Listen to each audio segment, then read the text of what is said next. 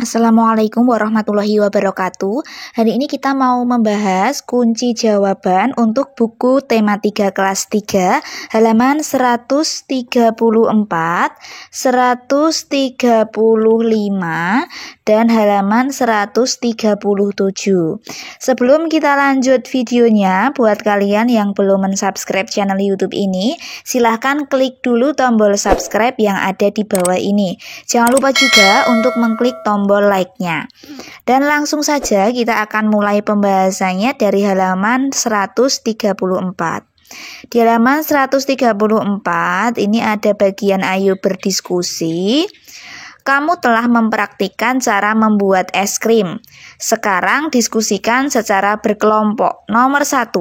Apa wujud susu atau santan di awal pembuatan es krim? Jawabannya, wujud susu atau santan di awal pembuatan es krim adalah cair.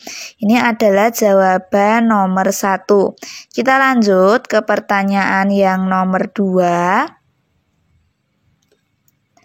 Apa wujud susu atau santan di akhir pembuatan es krim? Jawabannya, wujud susu atau santan di akhir pembuatan es krim adalah padat. Ini adalah jawaban untuk pertanyaan nomor 2. Kita lanjut ke pertanyaan nomor 3. Sebutkan perubahan wujud yang terjadi pada pembuatan es krim. Jawabannya, perubahan wujud yang terjadi pada pembuatan es krim adalah dari cair menjadi padat yang disebut membeku. Ini adalah jawaban untuk pertanyaan nomor 3. Kita lanjut ke pertanyaan nomor 4. Mengapa membutuhkan es batu pada pembuatan es krim? Jawabannya, es batu dibutuhkan untuk membekukan es krim. Ini jawaban untuk pertanyaan nomor 4. Kita lanjut lagi ke pertanyaan nomor 5. Apa fungsi garam untuk pembuatan es krim? Coba jelaskan. Jawabannya, garam berfungsi menurunkan suhu es. Menurunkan suhu es.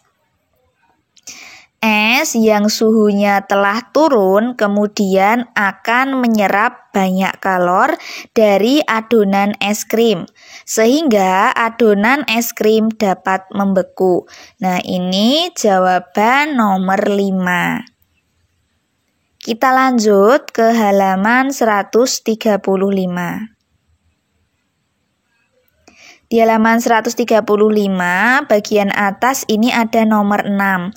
Apakah pembuatan es krimmu berhasil? Coba ceritakan. Jawabannya, pembuatan es krim berhasil berkat kerjasama dan kekompakan setiap anggota. Nah, ini adalah jawaban untuk pertanyaan nomor 6 di halaman 135. Kita lanjut lagi. Masih di halaman 135, bagian bawah terdapat pertanyaan. Ini bagian bawah yang warna biru ini ada pertanyaan. Dapatkah kamu menyebutkan contoh lain perubahan wujud dari cair menjadi padat dalam kehidupan sehari-hari? Jawabannya seperti ini.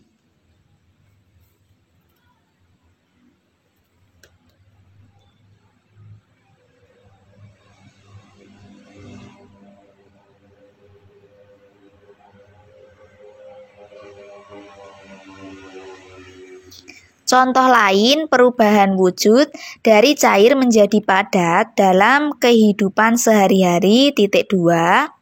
Yang pertama, agar-agar yang semula cair kemudian mengeras ketika suhu benda mulai turun. Yang kedua, pembuatan es batu.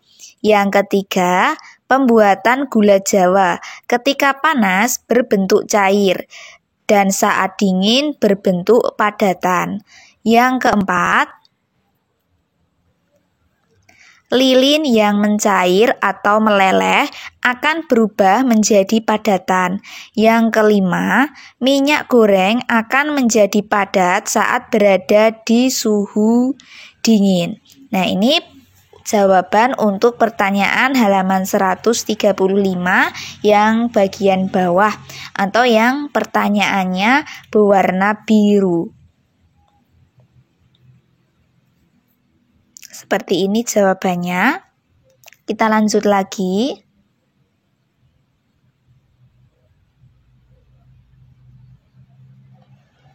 Kita lanjut ke halaman 136.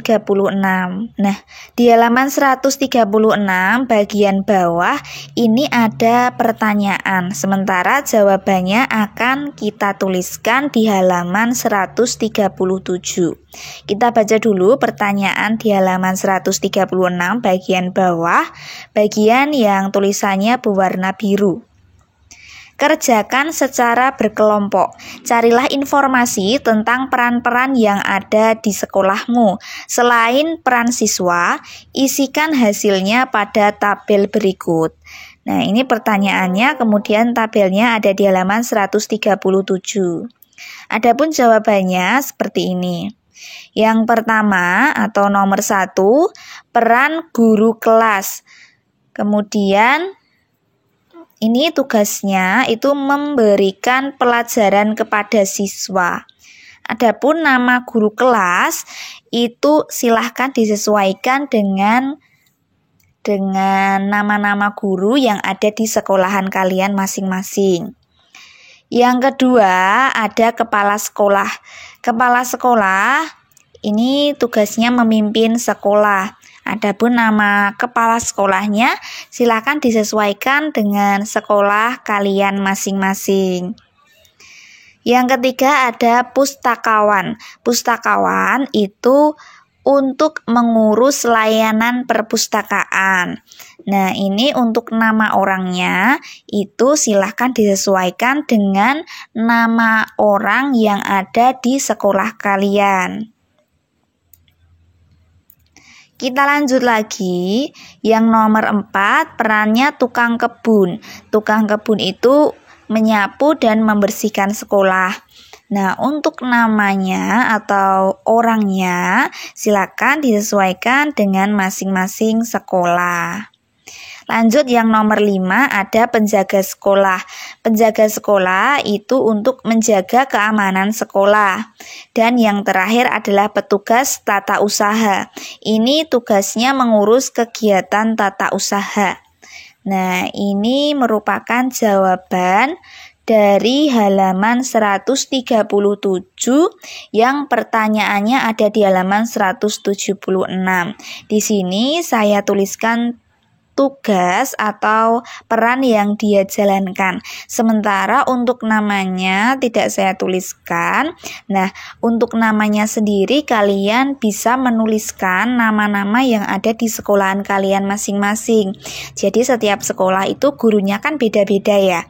Setiap sekolah antara sekolah yang satu dengan sekolah yang lain pasti punya guru yang namanya beda-beda. Jadi untuk namanya bisa kalian isikan sesuai dengan nama guru yang ada di sekolah kalian. Nama kepala sekolahnya siapa? Silakan disesuaikan dengan kepala sekolah yang ada di sekolah kalian. Begitupun yang pustakawan, tukang kebun, penjaga sekolah, dan petugas tata usaha. Kita lanjut lagi, masih di halaman 137 yang bagian bawah.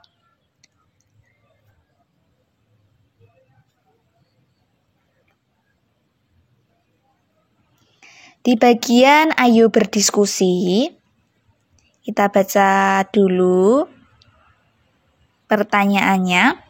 Kamu telah mempelajari peran-peran yang ada di sekolahmu. Diskusikanlah dalam kelompokmu mengapa perlu ada perbedaan peran di sekolah. Apa yang terjadi bila di sekolah hanya ada kepala sekolah? Bagaimana bila tanpa ada bagian yang lainnya?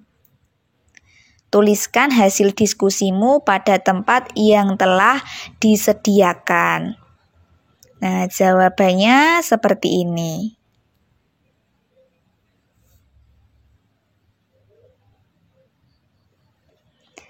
Ada perbedaan peran di sekolah. Misal ada yang menjadi guru, kepala sekolah, petugas perpustakaan, hingga tukang kebun. Jika hanya ada kepala sekolah, maka kegiatan belajar mengajar tidak bisa dilakukan.